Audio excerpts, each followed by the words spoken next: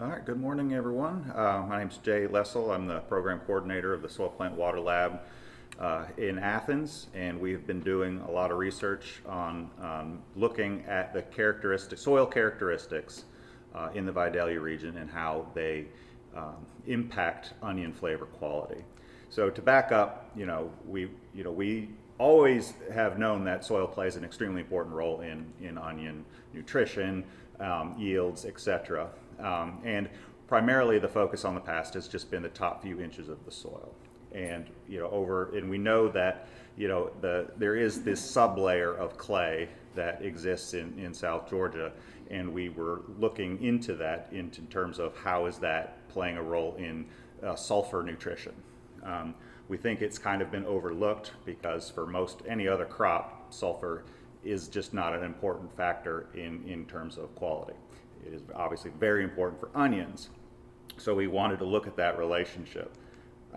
So the first thing we wanted to establish is, can we look at, is there variability in field variability? So we wanted to establish if this was even occurring at all, and if we could then correlate some soil characteristic to that onion flavor quality. So, and then, long term, we're looking to see if there's a way to manage that, and that's the goal, long-term goal. But in the meantime, we need to first establish those relationships. So, in 2020, we got a field in Tattnall County. We did half-acre grids. We sampled, the top 6 inches. We dug down to the clay pan. We measured that distance, and then we took plant tissue samples, onion samples, did the flavor profile, essentially looked for any kind of relationship. So we did have a nice bit of variability in this field. You can see the depth to the clay pan. In the greener areas, it's very, very deep, almost 3 feet. And in the redder areas, it was much more shallow, about 6 inches, 7 inches to that clay pan. Now, the amounts of sulfur was highly variable in that clay. There was anywhere between 3 to almost 400 pounds per acre of sulfur just in that clay. So a significant amount in certain areas. And again, you can see there's variability in the field. We did look at onion yields, and we did see some correlation between depth to clay and onion yields. We are pretty sure that was environmental. This was a year when there was a lot of flooding, and this side of the field over here was underwater for a good portion of it. So I don't think there's much to that, but we did note it. And then, of course, we looked at the flavor quality. And what we saw is in the areas where the roots could get to that clay earlier in the season, you had hotter onions. And same translated with the sulfur concentration in the onions themselves. So we saw a nice relationship between depth to clay and spicier, more pungent onions. So we kind of made up this chart, and it's clear. The easier access to this clay pan, the higher the pungency, higher the sulfur content. Of course, we only did this in one field in one season, so that was fine. And then so the following year, we expanded this significantly to look at it across multiple fields, and I'll let Daniel talk about that. All right.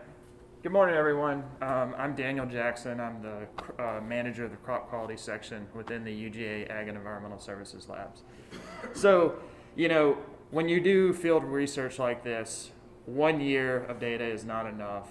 We found interesting trends, but we really needed to document that this is occurring over seasons, but also across the industry. This is just one field representing, 25 acres representing an entire industry. So what we wanted to do is we repeated this the following year. So this past growing season, we repeated this at 4 different fields. We repeated it at the Tattnall County field, so this is the same field, but we also added a couple more fields. We added one in Emmanuel County, one in Toombs County, and then one in Evans County. And when you look at these fields, we selected the Tattnall, Emmanuel, and Toombs County because they have highly variable soil profiles. If you look, these colors indicate the different soil types. So, you got Tifton, Dothan, and Leesfield. This field right here had 7 soil types within 25 acres, so highly variable. So again, as Jay mentioned, the goal of this was to see, are the changes in soil characteristics within a single field enough to influence onion pungency? And so we found that one year in this field, and so we wanted to repeat it across the industry. So these are 4 different counties, and then the Evans County field we added in because we wanted to establish this is a really large field. This is a 25-acre section of it.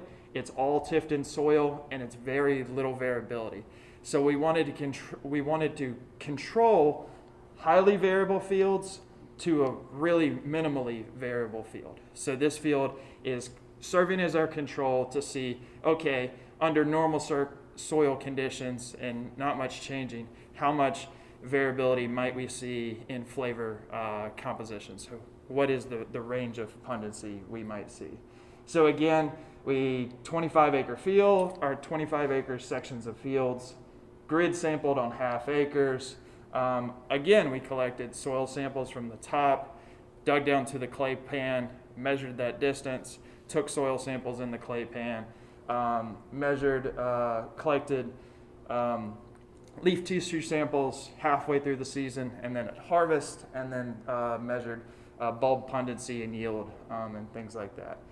All of these fields were managed using the grower's standard process. So this is just a field that they were growing already, and they managed it following their standard practice. And so what I'm going to do is I'm going to walk through this same field. So this is the Tattnall County field, just like Jay had just done. And again, what we see, the clay pan depth doesn't really change. So what we see over here in this side, the western side, we see it's pretty shallow. This orange right here represents between 6 and 12 inches in depth. This green over here represents between 30 and 36 inches. So extremely variable depth to clay. That's a lot of difference in topsoil depth. When we look at clay pan sulfur, again, highly variable. We had 68 to almost 500 pounds of sulfur in the clay pan. So even in the areas where there's lower sulfur, it's still quite a bit, but it's also highly variable. You can kind of see a spotty distribution across here. And what I've also put in here is the p-value to show the statistical significance. So as I move through here, as humans, we have the natural, tendency to want to, see patterns. And so we want to start drawing relationships. So whenever you're doing mapping like this, it's really important to also look at the statistics. So you look at the map and then correlate with the statistics to see if there's actually a relationship there. So bulb dry weight, so this is our measure of yield. We had a really spotty distribution. Basically what we had is, 90% of the field, these are jumbo onions, and then we had one little pocket over here where we had medium onions. And that was enough to drive the statistical probability. So we had some medium onions right over here. Those are kind of small to medium onions. And the rest of the field is a nice solid jumbo onion, but really spotty distribution. Pyruvic acid ranged between 1.2 and 4.3 micromoles per gram. So pretty variable across the field. Unfortunately, the prior year, we saw a really nice kind of tendency as you went across the field and you got a deeper clay pan, you got sweeter onions. This year, we actually didn't see that in this field. So that trend didn't follow through, and you're going to see why in this slide. We actually had a really weird abnormality. One sample right here had a lacrimatory factor of 7. All the ones around it had a lacrimatory factor of 0.2, 0.6, things like that. So we had one point that's kind of driving and throwing off this trend. And so, that's one of the reasons why it's really important that we do this across multiple fields, across multiple years so that we can see what's an overall trend happening here. So you can see p-values down here. These are not statistically significant relationships. And then leaf content down here, not a statistically significant relationship, but it does seem to show something. So unfortunately, the first year it worked really well. The second year in this field, not so much, but it's really, if you look at here, it's the same point that's kind of driving it. So we had one or two really small pungent onions that are kind of messing up the correlation here. But luckily for us, we did multiple fields this year. So instead of going through all of those different slides and bombarding you with those pictures, I'm just going to focus on the really, really high level stuff for these next couple of fields. Here's our Toombs County field. Lots of variability in soil depth to clay profile. So again, 6 to 12 inches here, 12 to 16 inches here, 12 to 18 inches here, 18 to 24. Down here, we're over 30 inches. So as you're going down the field, you're getting really deep clay profiles. And then when you look at lacrimatory factor in this field, you can visually see that there's a pretty strong relationship here. So these onions grown up here on the top are really pungent. The onions grown down here on the bottom are actually really quite sweet. So lacrimatory factors down here are normally in the range of 2 to 3. Up here, they're 4s, 5s, and 6s. So those are pretty pungent onions. And we had some really, really sweet onions down here in the bottom. And it's a statistically significant relationship. When we look at the Emmanuel County site, again, highly variable. Up here on top of the hill, we have really shallow clay pan. As you move down, you get over 30 inches and down to the clay pan. So really, really deep clay pan. When we look at lacrimatory factor, you see this really nice relationship.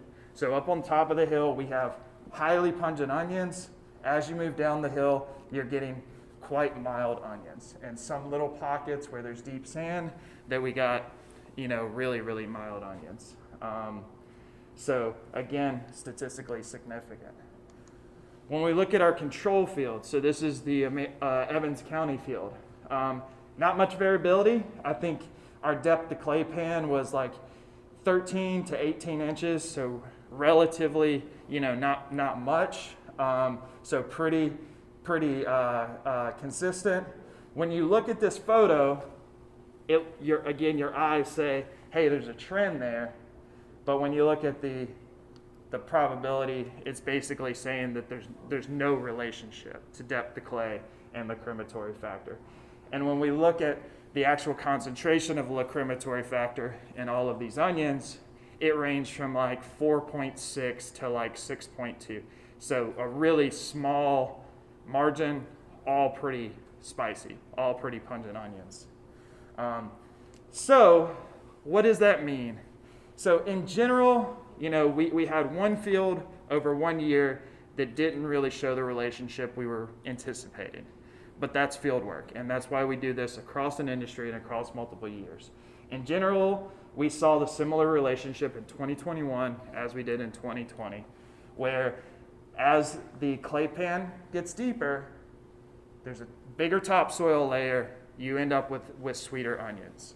And this is because, the sulfur is highly leachable. Tim's going to talk about this a lot in the next talk, and it builds up in this clay layer. If the onion roots can access that clay layer, they're able to take up the sulfur and they become pungent. So as clay pan depth increases, onions become less pungent. And interestingly, this year we didn't see a relationship between this clay pan depth, sulfur concentration, and yield. We did see that one time in the one study the previous year, but across the other fields, it was just pungency. It wasn't a yield response as well. So that's good news. So next steps. The whole point of that study over 2 years and a ton of work was to identify if variability exists within the field. The answer is yes. Are there specific soil characteristics that are associated with variability in onion pungency? The answer is yes. It appears to be sand, the depth to clay layer, things like that. So what we want to do this time is, instead of looking at a grower's field, which is lots of confounding variables, we want to reduce that and look at this mechanism on a really controlled setting. So this year what we did is we built raised beds at the Vidalia Onion Research Center. These are 4 foot wide, 6 feet long, and 30 inches deep. And what we're doing is we're manipulating the depth to a clay pan. So we got a huge pile of topsoil, a huge pile of our clay pan, our B horizon, and we recreated these different soil profiles at 6, 12, and 18 inches. And then we also spiked it with 50 and 200 pounds of sulfur in that clay pan. So the idea here is, if this depth to clay pan is driving this pungency, what we should see is this relationship play out. So there's 21 of these beds. So we're also using 2 different onion varieties, Sapelo and Plethora. So really interesting stuff. Another aspect of this is, because of the source of sulfur that we're using to spike the clay pan here, we're also going to be able to use stable isotope 34 for sulfur and track at what point during the growing season do the roots hit the clay pan and then start sucking up that sulfur. So it's going to be this really interesting study to see how sulfur gets taken up throughout the growing season and from different levels. So that's a lot. I just barely scratched the surface of this study because there were a lot more going on, but I just wanted to kind of give you the high notes. This was a lot of work, and so I really want to thank the Vidalia Onion Committee for funding this research. I want to thank the extension agents, Aubrey, Derek, Jason, Savannah, Stephen, and Ross, for a lot of field work. They were out there helping me collect samples, and then Chris and Denny and Daniel there at the research station for helping put this all together. We also collected drone data. We also collected all sorts of other stuff, including soil EC. So we'll probably be presenting on that later as we move forward. But again, just wanted to kind of present the high notes of this. These slides will be available after this program's over. And I just wanted to let you know that included in this, I've got a bunch of other tables and stuff, so you can see each field individually, and so you can look through this together. 20 minutes isn't enough to talk about all this. I could talk for hours because there's just so much here, but I wanted to give you the opportunity to look through it on your own. So anyway, with that, I will take any questions. Daniel, Yes. leaf content percentage, Yeah. one of those tables, is that like a harvest tissue sample, or is that a cumulative? Yeah. So What numbers are you that is a foliar tissue sample at harvest. So we also have mid-season. So like the normal sample we collect February, March timeframe at bulb initiation. We have that data. It's not in here yet because the data just gets so big. But that was harvest leaf tissue. So we also have bulb content, nutrient content. But yeah, that's what that number represents. What I'd like to see is the mid-season one Okay. correlated with pungency or LF. Yeah. The in tissue sulfur relationship, to see if there's any line compared to LF or pungency. Okay. Yeah. That's again. So here's bulb S at harvest. Here's foliar and bulb. I do have the mid-season, but I guess it's not. I just didn't put it in here. So anyway, I'll send that to you, Cliff. Maybe I'll update these slides and add that in there, and that way, when it's loaded, it's there too. So, okay. Any other questions? Excellent. All right. Well, thank you so much. I'll be around. Feel free to come talk to me afterwards, and Jay as well. And thank you, Chris, and the Vidalia Onion Committee for all the help doing this. It was definitely a lot of work, but I think it gave us a lot of really good information as well. So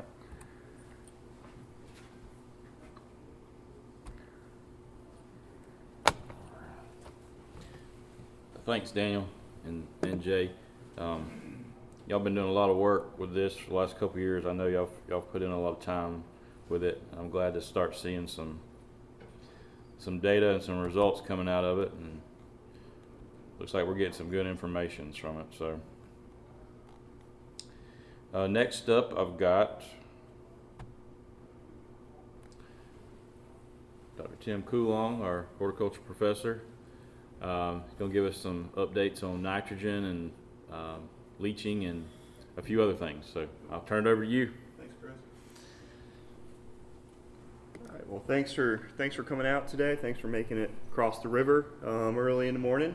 Originally, I was going to try to talk about. We've got a PhD student, Hannah De Jesus, who's in the audience here, working on N15. So it's a labeled nitrogen product that you put into soil, and you can actually detect that isotope, the N15 isotope in the onion, and you can look at the percentage of that fertility that went out in the field and how much was taken up and how much then was potentially lost.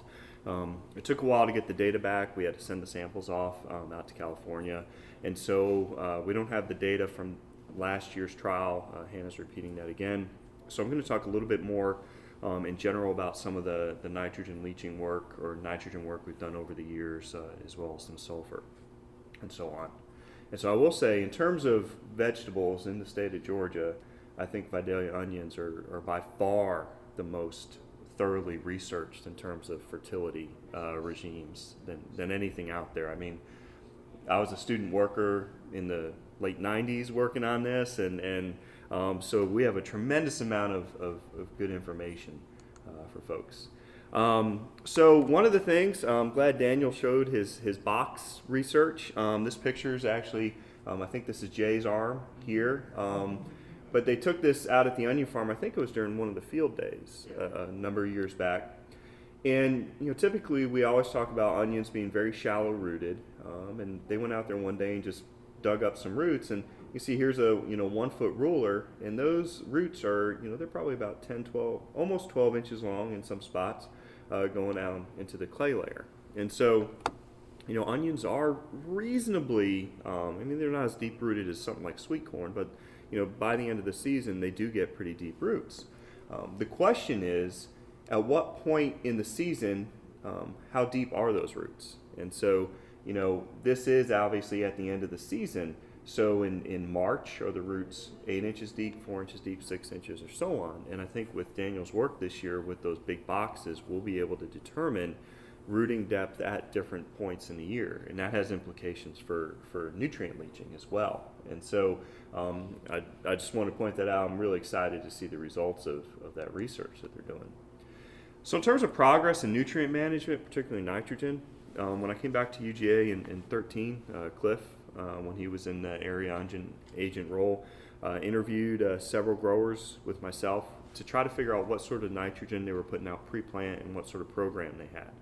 And we found that not all, but a lot of them were putting around that 50 pounds an acre pre-plant out, give or take. We had some that were considerably more than that, and then some less. And our UGA recommendations call for between 125 and 150 pounds of nitrogen. And in the older recommendations, with about 50 of that put out pre-plant. And now a lot of our growers have moved from that now. They're not following that older recommendation, and they're not putting out that 50 pounds pre-plant. And I think that's a good thing because a lot of that pre-plant nitrogen probably is being leached. And so we still need some, obviously, because we want to put some roots on those plants and stuff, but we probably don't need as much as that 50 pounds. And that's why we've got some growers having very good commercial crops, much closer to 100 pounds of total season nitrogen. And I think a lot of it's because they're forgoing some of that pre-plant nitrogen. And so why is that? Onions are very different from a lot of our other vegetables. One is because they're grown during the cool part of the year. But the other big difference is we're using bare root transplants. All of our other vegetables are using regular transplants or direct seeded. We did some regular transplanting with the plant tape work that was done a few years ago. But because we've got bare root transplants, when those plants are pulled out of the ground and the tops are cut off, a lot of those roots kind of die back. And so it takes a little while for that plant to put some new roots out. So if you have this, you can think, if you've got a big slug of nitrogen that's out in that field at planting, a lot of it, especially if you have a relatively deep clay layer and high, a lot of sand, it's going to be missed by those roots that are having to regrow. And so we see that. I've shown this chart before. We went out to a number of fields. This is an average of a number of fields in the Vidalia region where we went and we pulled plants, weighed them, and looked at the nitrogen content. These were planted around the first week of December, and you can see that when we look at those onion plants, this is on a per acre basis, and it's just pounds of dry weight. You can see there's not a lot of change. Early on, these would have been pretty similar. This is pretty much just the weight of the transplant in the field. You can see it dips down here in January, and that's because we had a cold spell, and it knocked back some of those leaves, and so those onion transplants got even smaller. And then you see, late January and then through February, those plants take off in terms of growth. And so if you've got a lot of nitrogen out in this early part of the year, you're probably going to lose it. Whereas when you come in kind of late December, the first part of January, you get that nitrogen out there ready for that plant when it starts growing to take off and take it up.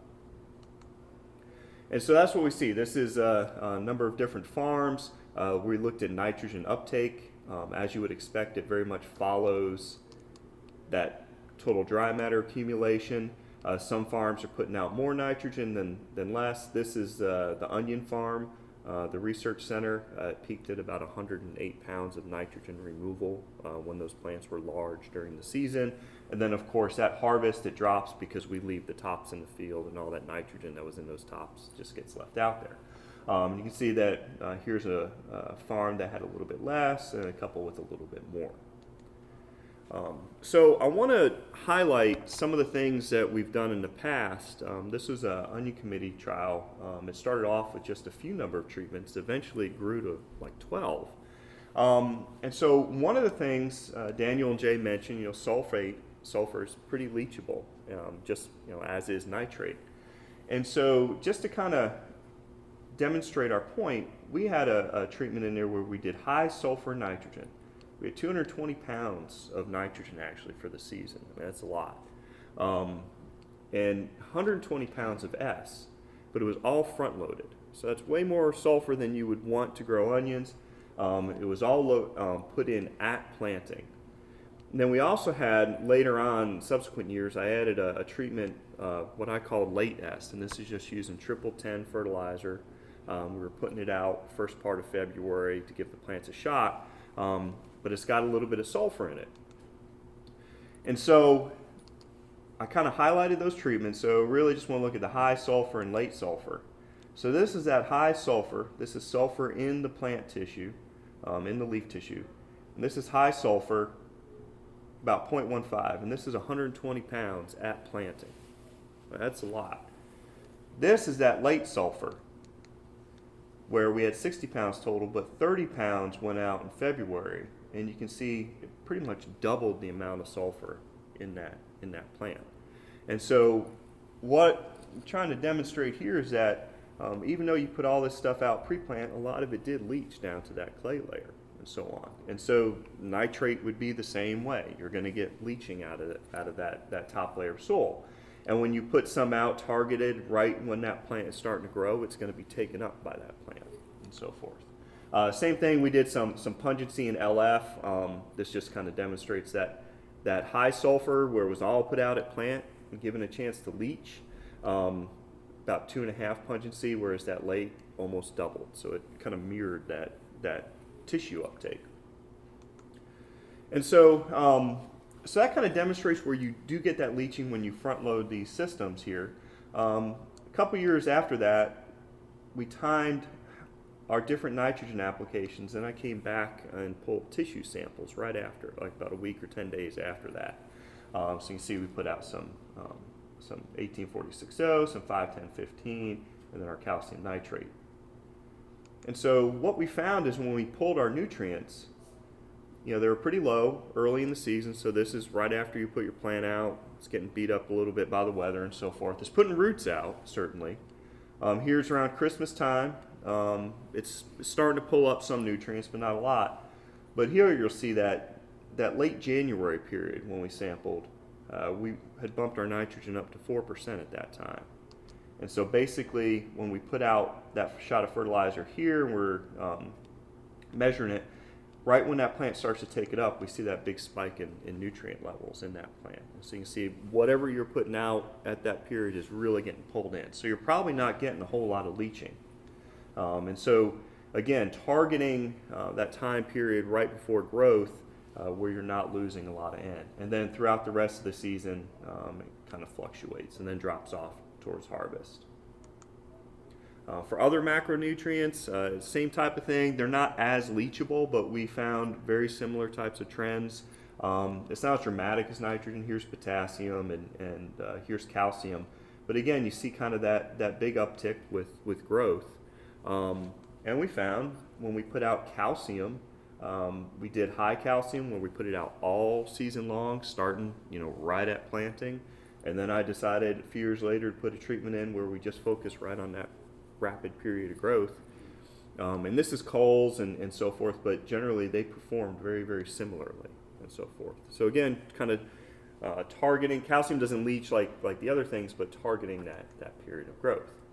And so I think for the most part, our nitrogen programs are pretty good. We do need some nitrogen at planting because those plants are putting out roots, and when it does get warm, you want it to be there for when those plants take off. If you watch the weather, it's warm before Christmas, it's going to be cold probably the next 10 days, but if it turns around and it's 70 degrees in late January, you need that fertility because that plant's about to jump and stuff. But again, cutting down on that pre-plant nitrogen, I think that's where most of our leaching is. Couple other things with nitrogen that you want to be careful about is if you go too low, we have seen that you do get an increased risk of bolting when your nitrogen levels do drop too low. Now, bolting research is very hard to do because we could go 6 or 8 years without having a really bad year of flowering, and then we've got it. And so it's one of those things where we don't have as nice data as we do for the others. 2015, we had a pretty decent year of bolting at the onion farm. And so what we found, this is percent bolting. I went and counted every plant in the plot that had a flower on it, and we looked at the percent of plants. And so I was doing some work with some DAP and some high nitrogen pre-plant. Low nitrogen here, we were close to 20% bolting in a low nitrogen treatment. This is about 95 pounds of N. However, in our high nitrogen treatments, and when we were putting out some later fertilizer, that dropped to about 5 to 7%. And so you can see if you do run a little bit too low on that nitrogen, it does increase your risk of bolting. So I don't want to get too low on things. And when we harvested our bulbs and looked at nitrogen content in them, we ran some correlations. It's not perfect, but you do see a correlation here. As your nitrogen content increases, your chance of bolting decreases. And so that's something also to keep in mind. Some of our really bad treatments, we were up to 30%, almost a third of them were bolting. So you don't want to go too low. And then the other thing is, I talk about focusing our nitrogen a little bit later when those plants start taking off. You don't obviously want to go too late with your calcium nitrate applications late in the season. We've seen this time and time again. There was some work done by Bill Randall actually back in the late 90s, I think like 96, 97-ish, looking at ammonium fertilizers late in the season, seeing a lot of disease. And then also more recently, we've seen if you go real late with your nitrogen applications, you have an increased risk of some of the bacterial diseases. That's some of the work that Hannah's currently doing now, but Besh is doing. We actually are cutting up onions and counting onions. So this is a few years ago. This is a slide that Hannah has done up. And we were looking at different incidents of disease, had overhead and drip irrigation, which is overhead had more center rot and so forth. But really what I was wanting to show you is the last application of nitrogen. If it goes out before complete bulb swelling, we're seeing pretty low sour skin. And that'll actually, it's not a ton of sour skin, but that amount triples as we increase. It's not statistically significant. And then here for center rot, this is where we see a much bigger increase. When we go later in the season for that last calcium nitrate application, we do get an increase from about 2% up to over 6%.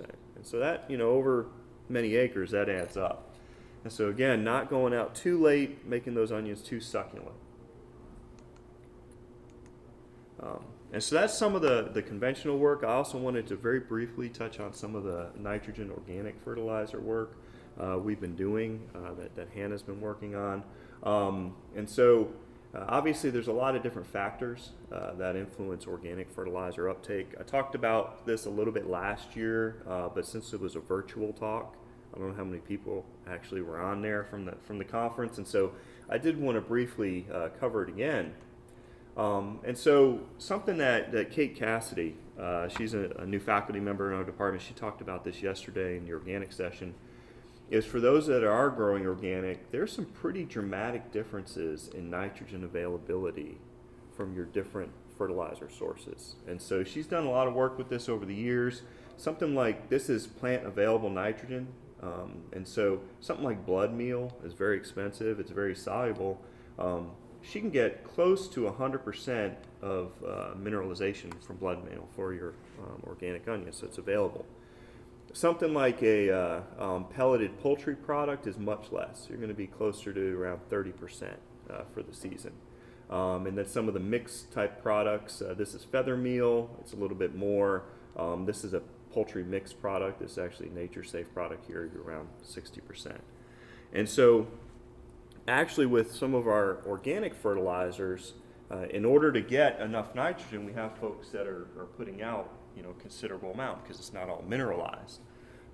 However, be aware that still can leach because you've got so much more out there, then you've got subsequent years that need to draw on that, and you're going to leach some of that.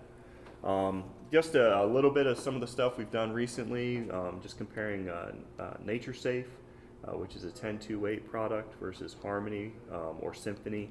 Those are a pelleted poultry product. A little bit slower release. This is a little bit faster release. We did a bunch of different nitrogen rates, all applied pre-plant. And what we found, this is the Symphony or the Harmony. We saw kind of an increase. It's not a great relationship, but we did see an increase in growth, fairly low yields overall. But you can see even at a very high rate, this is 300 pounds in an acre, and that's a 5% product. So that's a lot of fertilizer. I don't think you're going to make a lot of money using that, but you can still see an increase in yield. Now, when you look at the 10-2-8, this releases a little bit more completely and stuff. You see our yield plateau around 100, I think it was about 187 pounds of nitrogen. And so you can see that if you start, depending upon the product that you're using, if you're using some of the organic pelleted products, if you're starting to go way high, let's say you chose the 10-2-8 and you're running way high, you are actually going to leach some of that and lose it. And so depending upon the product you choose, it will affect how much is available and how much you have to put out. And so I wanted to point that out. We've done 2 locations, 2 years, up in Athens, which is a heavier soil, obviously, and then a couple of years down in Tifton. In this trial, we'll have some of that data forthcoming. So I did want to just briefly touch on that. And so that's kind of an overview of some of the things. I think the biggest take-home message is, obviously Hannah will have more data next year, but where in the past we were doing a lot more pre-plant fertility, obviously you need your P and K and stuff like that. I don't think we need to go really, really high with that nitrogen. We can come in, we still need some because you're still putting roots out and stuff, but I think we can cut back and that can save us, a good bit of nitrogen during the season. And a lot of our growers are starting to do that anyway. They're running, 105, 110 pounds of nitrogen, some even a little bit lower. But I do think we've made substantial progress probably over the last number of years in that. So with that, I'd like to thank the Vidalia Onion Committee for helping fund a lot of this work. Thanks to the Vegetable Growers Association for setting up the conference here. If any of y'all would like to contact me, my email's there. Feel free to give me a shout anytime. And with that, I got about time for one question if there's any. Tim, Yes, sir. on the calciums, I guess the data, it was the late calcium and all that, but that was calcium chloride. That is correct. Yes, so it's very soluble. Would you expect to see the same with like foliar calcium products, or You know, probably not quite as efficient? we did some work, and it is not as efficient. We did some work a number of years ago where we were doing some foliar sprays at equivalent rates, and we did see some calcium going into that plant because it's all leaf tissue. It does get taken up, but it's much less efficient than when we were banding it at the sides of the plant. And we were probably seeing about a third of the calcium bump with a foliar product versus when we were banding it and stuff. The thing about onions, because onion is a leaf, it's a swollen leaf base, whereas in some things, fruiting vegetables, we don't see a lot of movement of calcium into the fruit when you do the foliar sprays. And an onion, because it is a leaf tissue, it will accumulate some of that, but not as much as we've seen when we band it and stuff. But then with your organic fertilizer work, there's a lot of variability in nitrogen sources, right? Yes. And the leaching availability of those each source can also be varied by soil type, Yes. conditions. That's correct. So much variability compared to the conventional nitrogen fertilizer, right? It's a lot harder, to deal with, because if let's say you're an organic grower and you put out those products that mineralize at 30%, well, that product, there's still nitrogen there. It's going to come out in subsequent crops, and so you may not get the benefit in this one crop, but then next year when you're coming in with something else, if you're rotating, you're going to get a bump from that residual nitrogen and stuff. And so that's one of the things that makes it very difficult to do this work. The other important question is how does it relate to the rock? Yeah, that's and we've seen hit and miss. I think that some of the work that was done, more empirical data with Hunt and stuff, where if you put more than a ton of some of these products out, really loaded up high, those products are continuing to release during the season. So in a conventional field, when we cut off our nitrogen, our calcium nitrate, kind of leaches out. In that organic field, you're still getting nitrogen coming out, and we've pulled tissue samples of some organic N right close to harvest, and it's very, very high actually, because it's still being released and so on. And so that's a challenge though, right? Because you need to have it there when that plant's taken off, but it still continues to release. And so And same based on your conventional fertilizer data, it seems late nitrogen application dictates what kind of onion is going to go in. I think particularly the late season applications, particularly for disease, have a big role. Yes.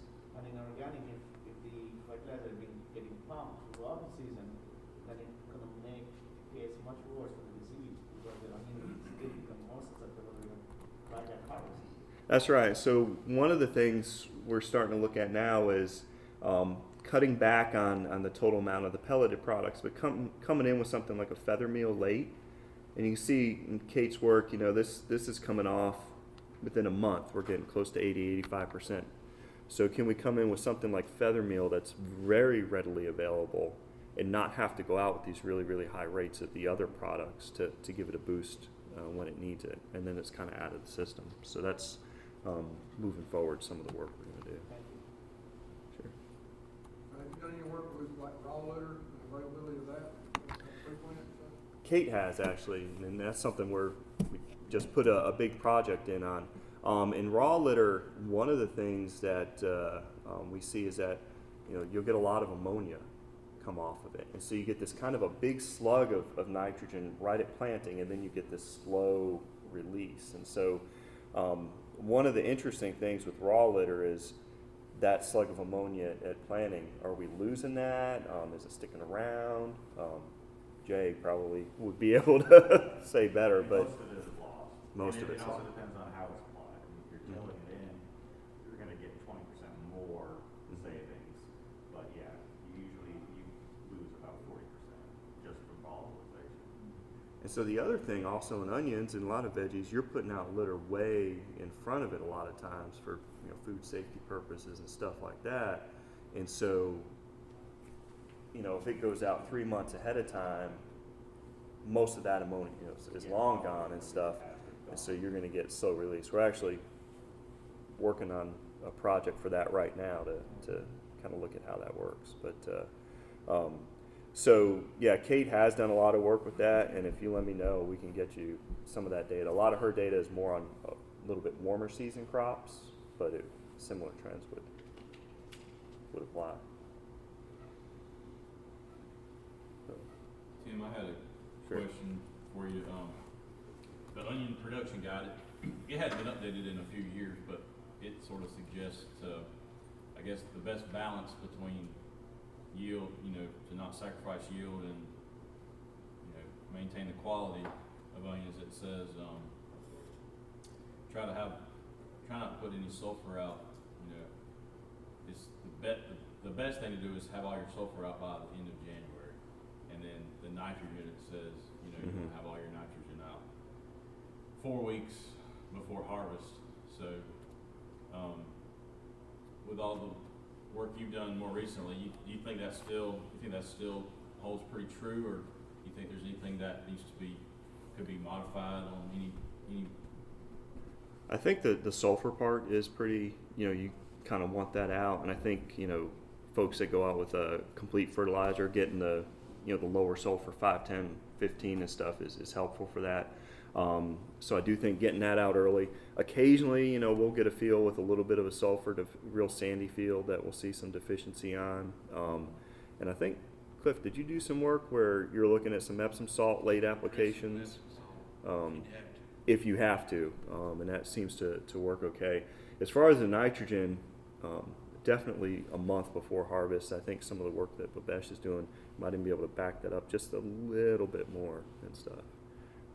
But I do agree. I think we probably need to drop our total recommendation for nitrogen in that publication when we update it next time. But we still around 105 pounds an acre. Currently, it calls for close to 150 in that publication, although a lot of our growers have moved on from that, and so we do need to update that. So, cool. Well, I'll turn it over to Babesh. Okay. Thanks, Dr. Coulon. Thank you. Next up, we've got Dr. Babesh Dutta, our plant pathologist, and he's going to talk about bacteria and fungal diseases in onions, and sort of give you a brief overview of some of the work he's been doing and some of the most current recommendations.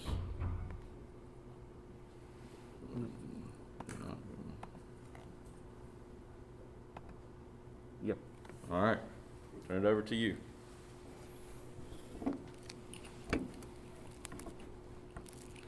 Thanks, Chris. Good morning, all. Well, before I start my talk, I'd like to acknowledge Vidalia Committee for funding most of the work, and also Georgia Department of Ag.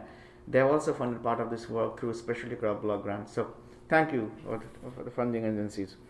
And also, I'd like to acknowledge our cooperating Onion County Extension agents, and also also Chris Tyson, who is area onion agent, to collaborate on a bunch of these projects. So thank you all.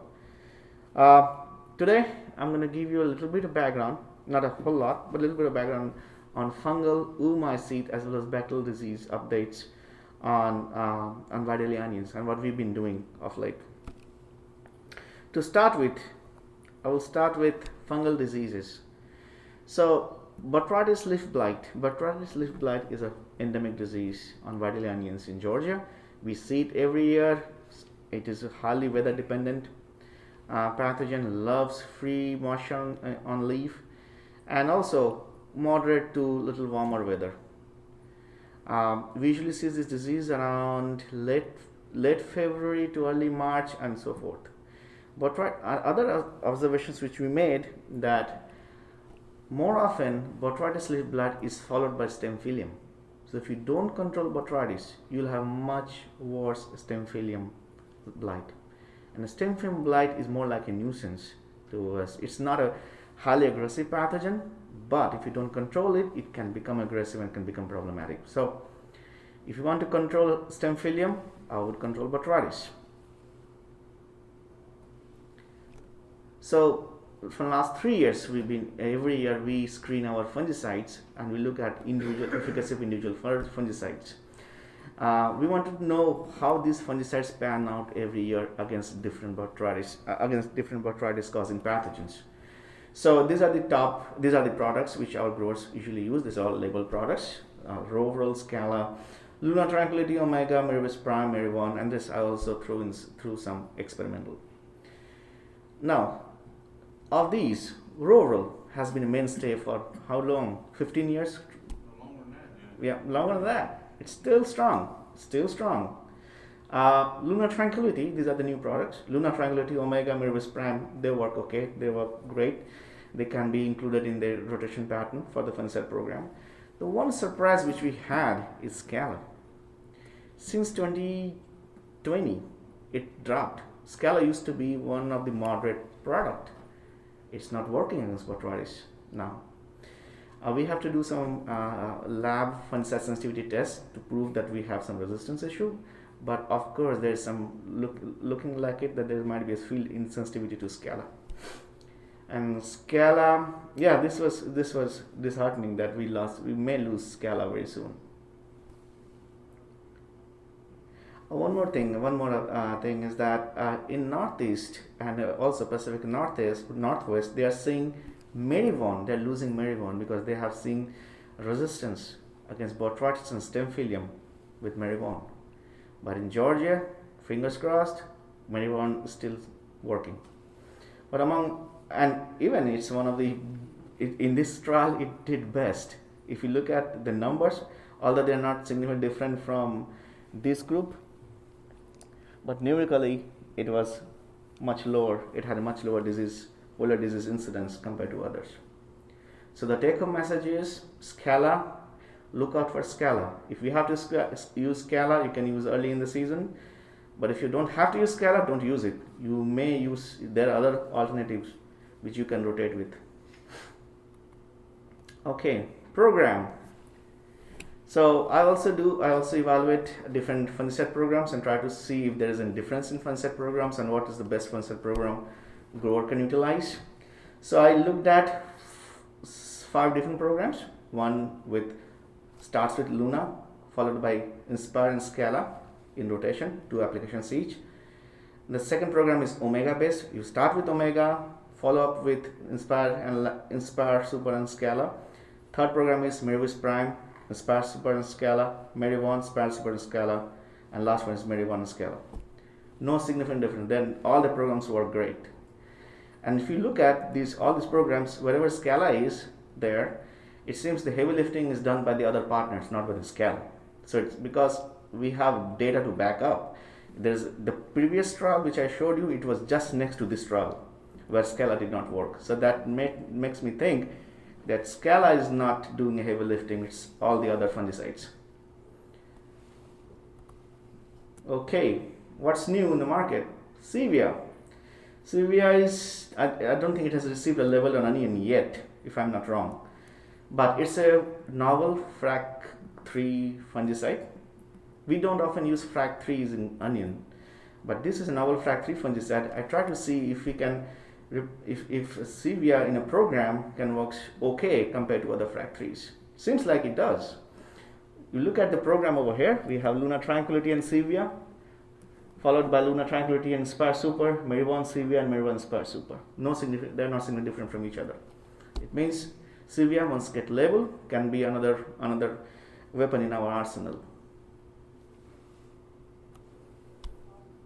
Catamaran. What's the role of phosphites and bravos and all the premixes of phosphites? I think they have a role in our onion. Phosphites work moderately well in oomycete diseases, especially downy. They have a role in onion disease management. They also have a role in managing as a tank mix partner with Bravo in managing botrytis and stem phyllium. I looked at Viathon, which is Teb and tebuconazole with phosphate, tebuconazole with Bravo, and catamaran, which is phosphate and Bravo. They work okay.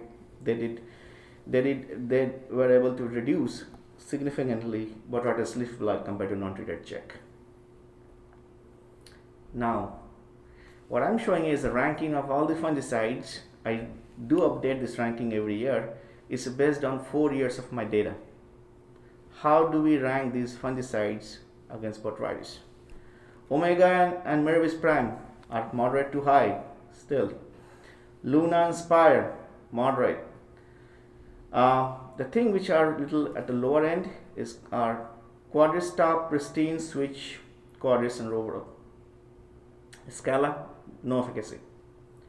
Now with Pristines, most of our growers try to rely on Pristine early in the season. I think it's a good fungicide to add because it's a premix of 7 and 11s. 7 is doing the most of the job, and 7 tends to stay in plant and have a longer residual. And when you don't have much of botrytis infection and much botrytis pressure, I think Pristine does a decent job. Although it shows moderate to low efficacy here, but Pristine, if you want to use it early in the season. Stem phyllium. What's up with stem phyllium? Omega and Scala don't have any stem phyllium activity. If you have stem phyllium infection in the field, don't expect to control it with Omega. Luna Tranquility and Spire Super, still our mainstay. Other products which you use for botrytis can be used for stem phyllium. Downy. 2021, we did not see Downy. Fingers crossed, we should not see Downy this year too. But 2019 was a bad year. 2020, we had some pockets of Downy. Evaluating chemistries against Downy mildew on onion is quite tricky because it's so sporadic. If you try to put up a trial, you may not see Downy in your trial. But you have to do it to see if there isn't Downy, can you catch that window of opportunity to evaluate your chemistries. We did it. This is a ranking of the Downy mildew fungicides based on 2017, 2019 and 2020 data. So what we found, the bunch of fungicides which don't have any efficacy, like Pervicar Flex, no efficacy, Ranman, no efficacy, Reason, which used to be our main fungicide controlling Downy, it's still on our onion production guide, it doesn't work, no efficacy. Revus, no efficacy. Presidio, not on onion Downy, it has some efficacy, maybe in other Downies but not on onions. What works? Omega has a moderate level of efficacy. Oh, there's one more thing. Nothing works great. None of the even the good fungicide didn't do great on Downy, but they have some level of efficacy. Omega has a moderate level of efficacy. Orondis Ultra, which is Syngenta premix product, has a moderate level of efficacy. Bravo is pretty good, moderate level of efficacy. Zampro and phosphites too. So what did we learn here? We have different fungicides on different classes and different premixes. If you utilize them correctly in a way, it can be catered towards the grower's need. In a way, we can control Downy. Okay, we can manage Downy. We cannot get rid of Downy. It will not clean your crop, but will help you in managing the crop. So what we are recommending, use Omega 500, use Orondis Ultra, and have Bravo and phosphites as a tank mix if you can, or as a rotation partner. Zampro also brings something to the game. Alright, moving on. Any questions on fungicides before I move on to bacteria? It's completely different. Yes? I know you didn't have it in there where you ranked the efficacy of products against botrytis, but where do you think, I guess, Bravo sort of fits in that scale? I mean, I know we use a lot of it and we know it helps, but in comparison to the others, where would you put it in there? Well, it won't be a fair comparison if you compare a multi-site mode of action chemistry with a single-site mode of action fungicides. But In spite of that, Bravo does a decent job. It's not a great product, but it's a product that helps throughout. It has a broader spectrum of activity on different organisms. Right. So I would definitely use Bravo.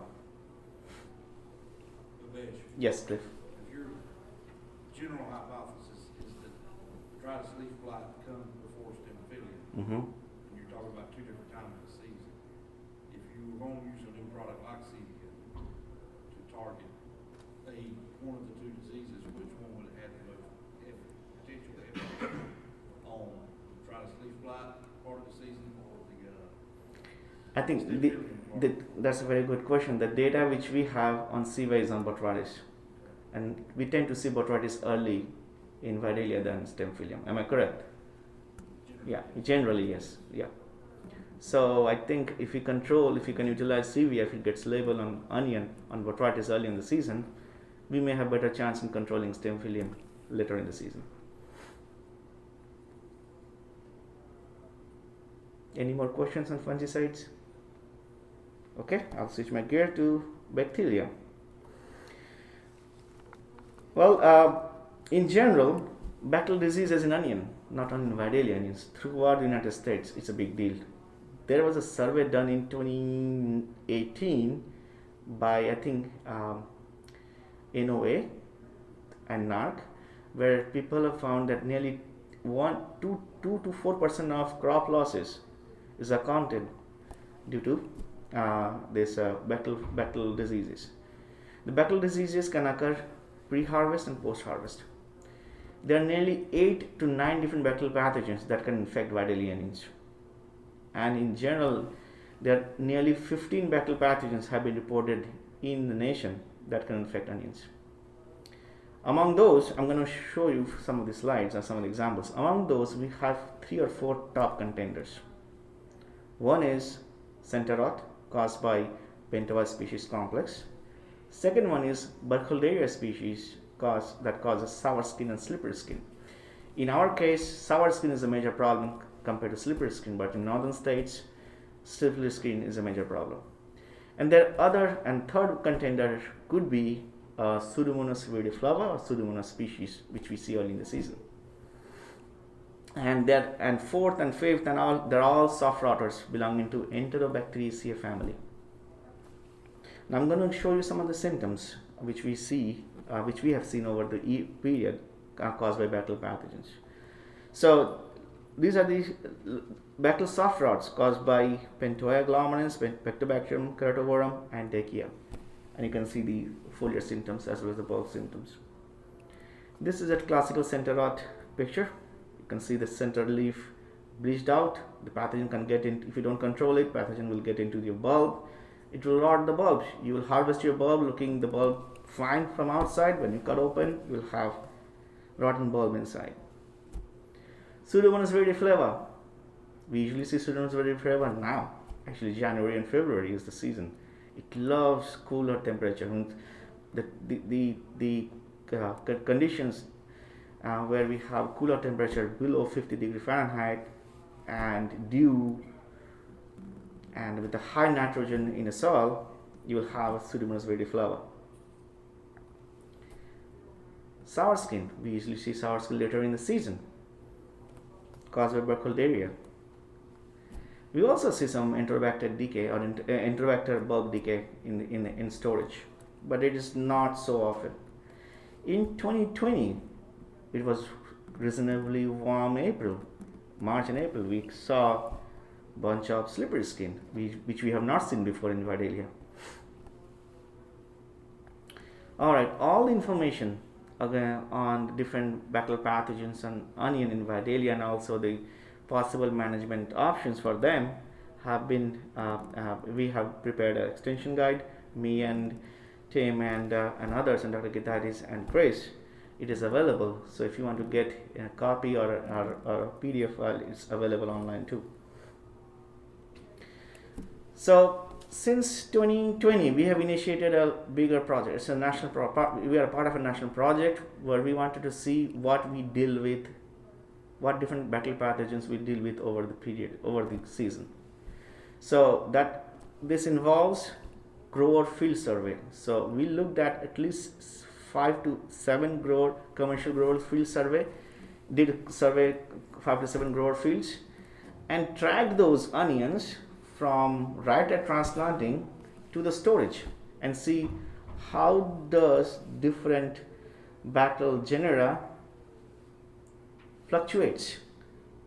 What, for example, whatever we see early in the season, does it reflect what we see in storage? That's a big question. So if there is a fluctuation, it means if we see some different genera coming up early in the season, some in middle of the season, but it doesn't affect much, and whatever we are seeing in the storage is completely different what we are managing here, then there's something seriously wrong what we are dealing with. So anyway, when we did this survey, what we found, we did survey in January, February, March, April, May, and May and June were the survey in storage. In January, we found most of the infection in the onions were caused by Pseudomonas followed by Xanthomonas. In February, Pseudomonas were still the prominent contender, followed by Xanthomonas, and now Pentoia kicked in February. In March, Pentoia was the dominant species. Most of the infection we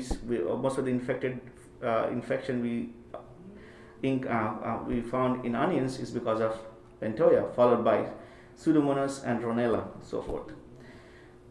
In April, when we harvested, Pentoia was still quite active, but in April we also started to find Burkholderias and Ronellas. Ronella is a new species, a new genera of a bacterium that's also Enterobacterium, closely related to Pentoia and Enterobacter, that can cause internal bulb rot. Now, what's in storage?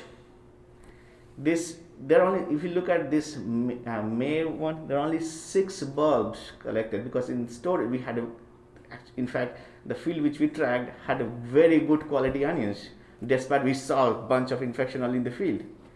They had a good quality onions. We had only 6 samples from that particular after grading. Out of the 6, I would not put much value onto this data, onto this pie chart, but out of the 6, majority were Pentoia followed by Burkholderia. But look at the next one. 66 samples, infected bulbs collected from the grower storage. Most of them are Burkholderia. Followed by Pentoia and Ronella. We have not heard about Ronella before.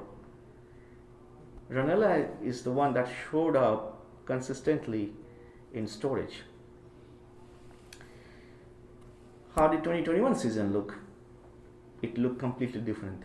If you remember, January we were warm like this. Then it cooled down around from mid-January onwards. When it warmed up, we had a bunch of Pentoias and Pseudomonas. When it cooled, see what happened? We had Pseudomonas. Then Pentoia gone down. By March was also cold and wet. Remember, Chris? It was so cold and wet. We had at least 3 or 4 freezing events in March. Again, Pseudomonas thrived, followed by Pentoia, Arvenia. And then it warmed up. What we have now? Pentoia. Then we started seeing some Burkholderia and some Ronella. What showed up in storage? 2021 we had a very good high quality crop. So we had to dig very hard to find infected bulbs. There's only one operation where we found some infected bulb. That are only 8 infected bulbs we could track from that particular field we were surveying. And out of those 8, majority were Burkholderia and some Pentoia. So what we learned here? What we are learning that there is seasonality to the bacteria which we see. The second thing which we learned, whatever we see in the field early in the season may not show up in the storage. But what it does, if it shows up early in the season, it will make your crop more susceptible to later bacterial infection that may be occurring, which was what we may be seeing. But this is a hypothesis. We're still working on it. Now, more applied question. How do we control it? What do we do? We looked at all possible copper product. We also looked at some software products. And here's a list. And we looked at internal percent rot and storage. Internal rot, internal bacterial rot. It can be caused by Bacteria, it can be caused by Pentoia, it can be caused by Rhamella. So we clumped everything together and we looked at only percent internal rot. So what did we find? Mancocide works very well. Cocide worked very well. Champ is a copper product, worked very well. Oxidate 2020 did not work at all, but in 2021 it did. There's a lot of variability with oxidate, but you have to be very careful of how to use oxidate. I'm still not recommending oxidate. Some of the other products like Fortisep, which is yet not labeled, it did okay, Fortisep. And then Lifeguard, some of the organic growers use Lifeguard. Lifeguard has a decent activity. Over the years, we have not looked Lifeguard, but last 3 years, we have seen consistent activity of Lifeguard against bacterial pathogens. Nordox, most of our growers use Nordox, especially organic growers. Mastercop, yes. The thing that did not have, some of the softer products did not have much efficacy, but the copper products, different formulations, are pretty good. So what I'm saying here, if you're using copper product, I think you're okay. I would rather use a copper product which are fixed copper rather than soluble copper. In soluble copper, you may or may not see some phytotoxicity depending on the environment when you're environmental conditions when you're spraying.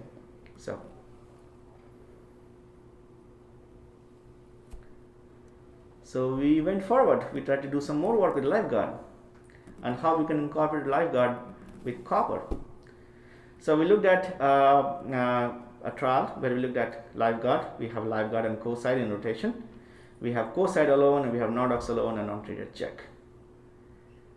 Lifeguard did great alone. Lifeguard and Cocide also worked well. Nordox was our standard. So the main story is Lifeguard can be used as a rotation partner in both conventional as well as organic onion farming. Now, how best to use Lifeguard? We are still working. When to use it? How to use it? Can it be tank mixed? If you tank mix with copper, does it decrease its efficacy? All those questions are open, and one of my graduate students is looking into it.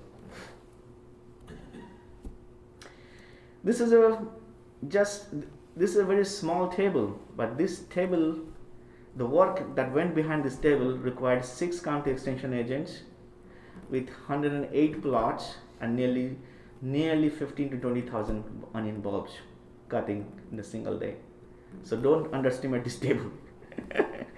So anyway, I just wanted to make it very, very simple.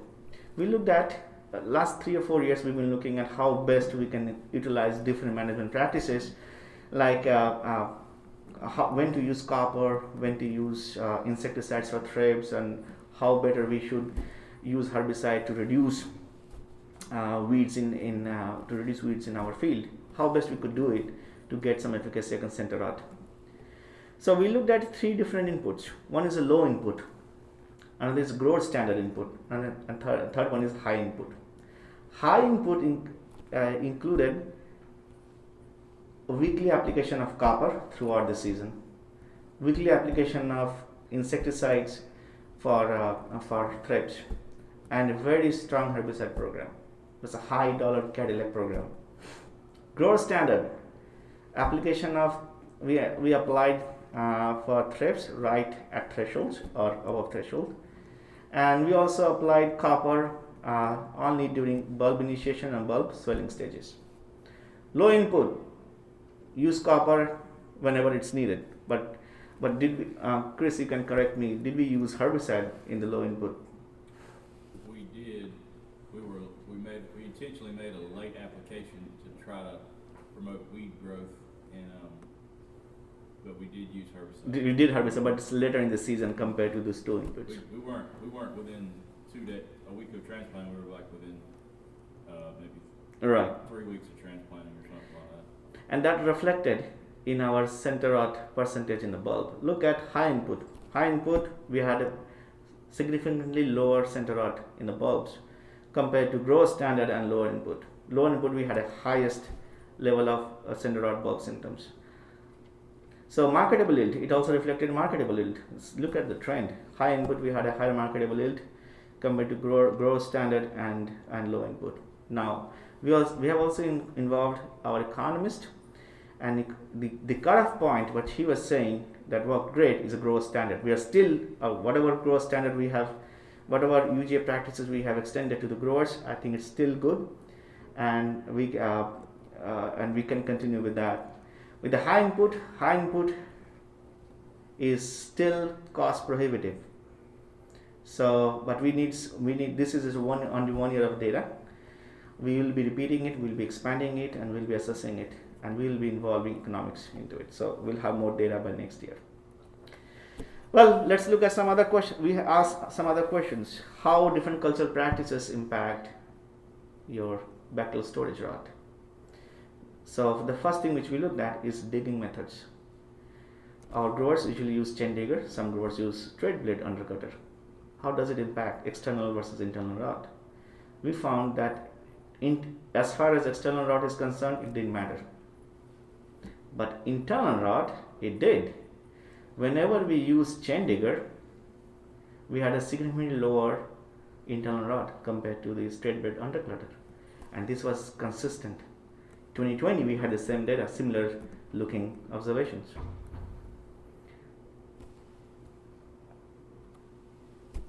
We also evaluated how does mechanical harvesting impact internal and external rot compared to manual harvesting. So we again found a similar thing. External, as far as external rot is concerned, it doesn't matter at all. But as far as internal rot is concerned, it did. We'd expect manual harvest will have a lesser internal rot because people will be more careful. It's not the case. Manual harvest, we have more internal rot compared to the mechanical harvesting. And we had a hypothesis. We had the same observation. We made similar observation in 2020. So we made the hypothesis in 2020 that the variation in clipping neck length could impact, because there may be some labor who may be clipping very close to the neck, but some who are maintaining at least keeping 2 inches of neck length, and that variability may be translating into the higher internal rot. That was the hypothesis. We went forward in 2021. We did this trial with Chris, where we clipped the onions after undercutting either at 1 inch length, 3 inch length, or 5 inches length. And then we looked at the internal rot. This is what we found. No difference in external rot. Look at the difference in internal rot.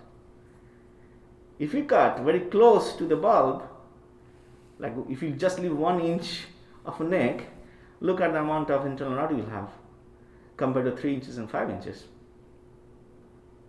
So 3 inch is a cutoff for now, but next year we'll be refining it more to see how low we can go. Can we go 2 inches too, and can have a same level of reduced internal rot compared to the 1 inch length? But this is something which we have to extend to the growers, and grower have to extend to their laborers, that hey, you need to leave at least more than an inch length while you clip your onions.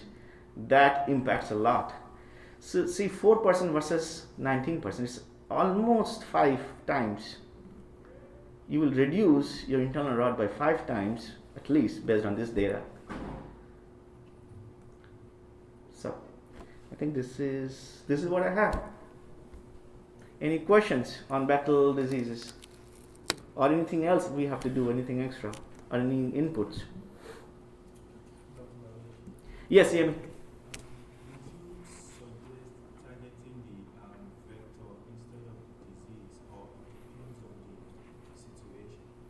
That's a very good question. Now, among the Bechtel pathogens, there's only one Bechtel pathogen, actually one Bechtel pathogen complex, which is vector-borne, which we found. It's Pentova complex. And Pentova management is heavily dependent on thrips management. And we have shown before, if you don't do a good thrips management practices, whenever, how much copper you're going to spray, it's not going to work. Because what thrips going to do, they're going to feed on your onion leaves, they're going to climb, they're going to drop down to the onion neck. Onion neck is tight. Even if you spray copper, copper cannot go there. Okay, so the thrips going to feed, they defecate, and they're going to transmit the pathogen in the onion neck, and the pathogen will get in the bulb. So thrips management, we have done 4 years of trial, and we have extended to the growers that, hey, you have to manage your thrips pretty well to get to reap the benefit for center rot, reduce center rot with copper.